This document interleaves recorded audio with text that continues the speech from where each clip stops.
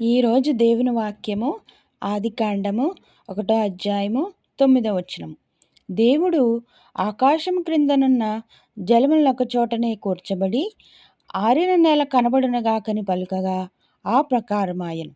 దేవుడు ఆరిన నేలకు భూమని పేరు పెట్టెను, జలరాశికి ఆయన సముద్రములని పేరు పెట్టెను. అది మంచిదని దేవుడు చూచెను. దేవుడు గడ్డిని విత్తనములిచ్చు చెట్లను భూమి మీద తమ తమ జాతి ప్రకారము తమలో విత్తనములు గల ఫలమిచ్చు ఫలవృక్షములను భూమి మొలిపించునుగాకని పలుకగా ఆ ప్రకారమాయెను.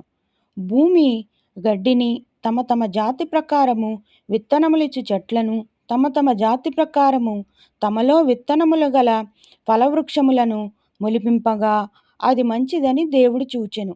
అస్తమయమును ఉదయమును కలుగగా 3వ దినమాయెను.